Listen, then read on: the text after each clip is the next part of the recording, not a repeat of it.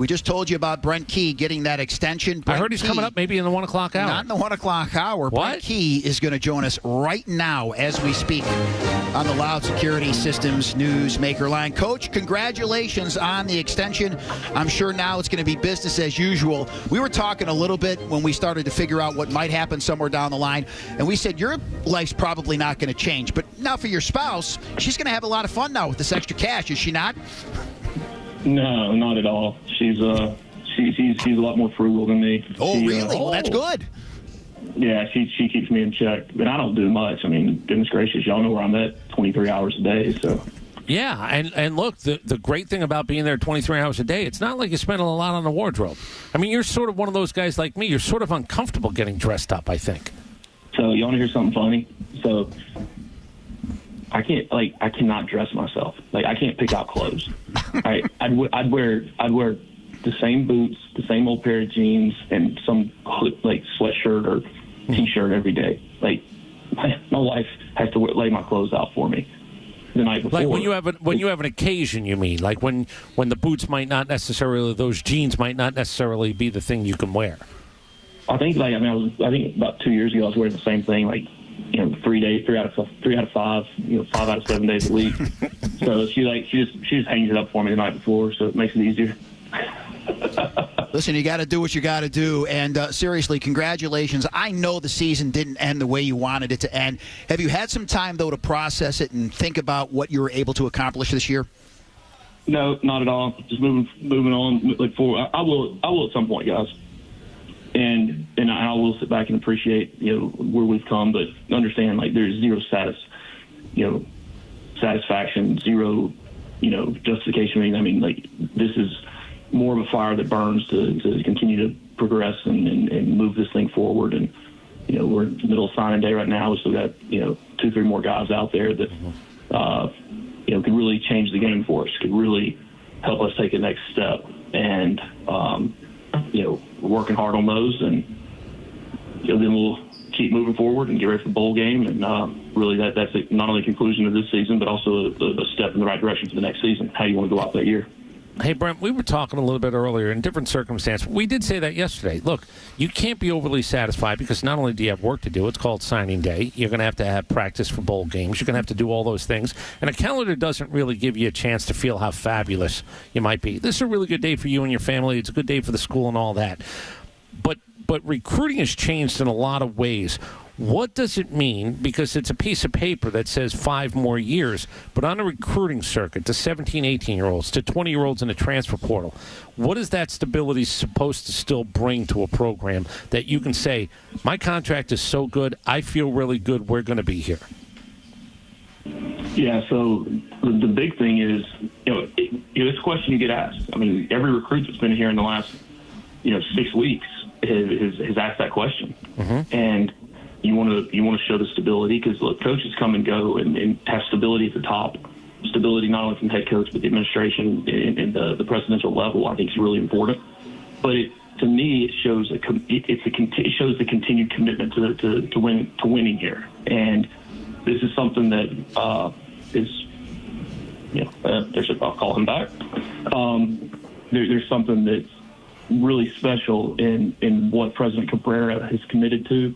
With Ryan Albert here now, they've done an outstanding job of continuing that quest for championship programs.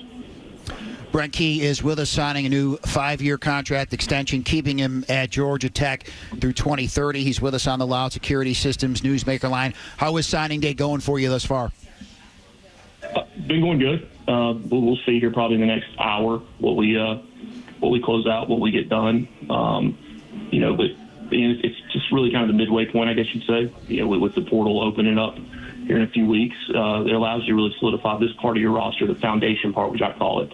What you build the long-term success on, or the high school kids. And I'm always going to really major in high school recruiting, especially here in not just the South, but in the state of Georgia. It's outstanding coaching, outstanding talent, and we want to make that the foundation of our long-term success. It's interesting that you bring that up, the parallels between you and Kirby. It's nice to have the portal open, as you alluded to, but you got to have guys that are committed to the program first and foremost, do you not? Because a lot of times if you're talking about guys that aren't committed, when adversity hits, they're going to go elsewhere. That's why you need to have that solid base, right? You have to. And look, you can't make up the mind of somebody. You can't change the mind of anybody. You just have to continue to put your best foot forward at all times. Show them that you care. Show them there's a plan of development. Show them there's a plan to championships, and show them that you have the financial stability to be able to compensate these guys the way they have earned to be compensated. Yeah, we're going to find out what the numbers are because that's the world that we live in, and your financial situation is going to be made public. I don't know if it has been yet, but I know it will be. But there is a part of that I don't think gets talked about enough, and I'm not asking you for specifics. But when you do a deal like this, part of it is also what's the compensation for my coaches?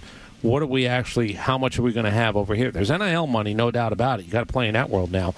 But can you tell me a little bit about how it works for a head coach to make sure and ensure that there is enough of a pie, there's enough of a pool where it's a really good place to coach? If you have an opportunity someplace else or to come here, you will be compensated. How does that work when you're the head coach in conversation? Right. So that's what I talked about with the commitment, and that's what's important to me is the continued show of commitment to the program and the commitment to players and the commitment to staffing. That was a huge. At the end of the day, what one person makes at the top, it's a figurehead thing. It's another sign of commitment, right? But it's what I'm able to do for the staff, to continue to grow the staff, retain the staff, put them in a great position, but also the acquisition of talent and the retention of talent. We all know that's the name of the game. Brent Key with us on the Loud Security Systems Newsmaker line. So when do you find out about a bowl, and how do you kind of gauge the practices now prior to finding out? Yeah, we're you get to this point of the season, and everyone's it's been a long year, and everyone's tired, and look, but we still got work to do, and we'll find out on Sunday what the bowl game is. Then we'll start working towards that. But there is a little time during this week for the guys to really sit back. They've worked out 3 days to really sit back, go through a week of decompression, getting their bodies back healthy, and really focus on finals. Finals started up this week. We'll start this week.